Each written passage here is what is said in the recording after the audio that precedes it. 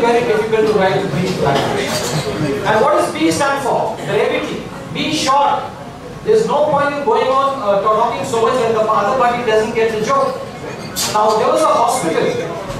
A journalist was always used to writing a long, winded sentences as a report. So his editor called him and said, be brief. You cannot be telling so many, using so many lines.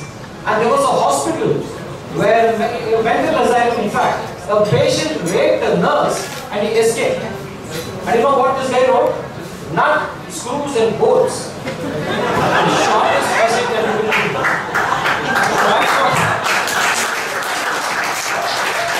That's what the word is brevity. But the briefest message that I've seen in a wildlife park, trespassers will be eaten. I don't think you can get a briefer message there. What about clarity? Now clarity is what I think and what you think. I've already told you. There was a friend of mine who got engaged and he wanted to take his fiancée for a movie and he asked his assistant to get 2 corner tickets. And the pew promptly got him 2 corner tickets, one this corner and one the other corner. You know what they were like. And there was this private college where, you know, boys and girls were necking each other. You know what necking is, isn't it? Yeah, many of you know. So a parent came, he was shocked. He went to the principal and said, how can you allow this to take place?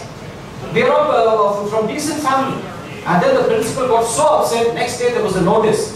The principal and the vice principal have decided to stop necking from June 1st. Clarity. Now you think you know what you're talking about, but the other person doesn't know, and then communication fails. I'm telling you, there are so many incidences where, because of lack of clarity, something has happened. Will you believe me when I say, within 2 days of getting married, my wife wanted to divorce me? I'm not joking. I told her I'll take her to a fantastic location for honeymoon, and I took her to a graveyard. She was furious. She said, is this the fantastic place you told me? I said, hey, what do you think? People are dying to come here.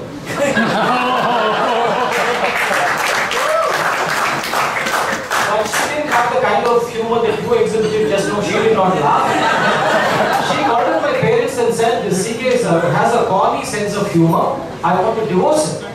And then my parents gave me some solid advice and said, okay, marriage is all about giving and taking. We should not fight. And then I followed my parents' advice for 20 years. And can you believe me when I say, for the past 20 years I have not fought with my wife. You want to know the secret? She goes her way and I go her way. All married men do this, only I have the guts to come and tell you. Oh, so true. It is, life is simple if you have a sense of humor, if you look at the ridiculous. You know something? Management, leaders are asking you to have a sense of humor. The chairman of Digital Equipment Corporation was having a sales conference like this, and he asked them to complete a target by March 31. Everybody said we need time till April 15. He said, oh, you must do till March 31. There was a guy in the sales, the audience, a sales guy who said, Mr. Joe, you're talking bullshit. Imagine a junior executive telling the CEO that you're talking bullshit. You should have got upset, isn't it? You know what he said? Amazing insight. Other people take 3 months to come to this conclusion. What happened? Because of that, there was a lot of laughter. Ultimately, they had to do it by March 31. That's a different story.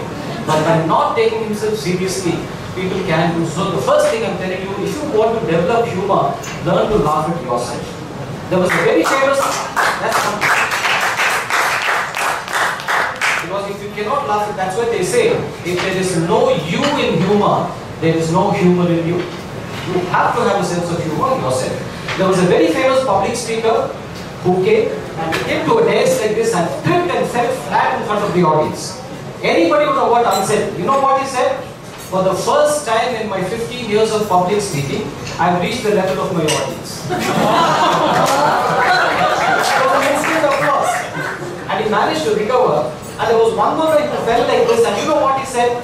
Now I'm ready to take questions from the floor. Now this is what I call a self-deprecating humor. Ronald Reagan, US President, had a remarkable sense of self-deprecating. You know, he was shot by some assassins, you remember?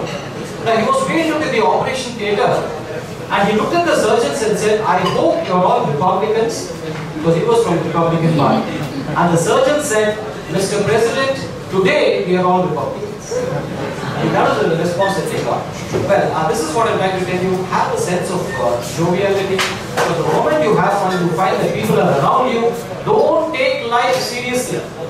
Please remember, the number of people who are going to be attending your funeral will largely be dependent on the weather that day. So take it easy.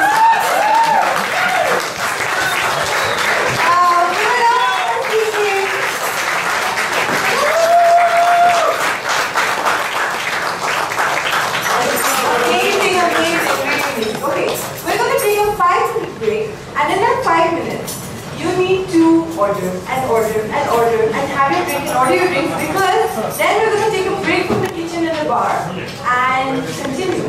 So order and drink and order drink.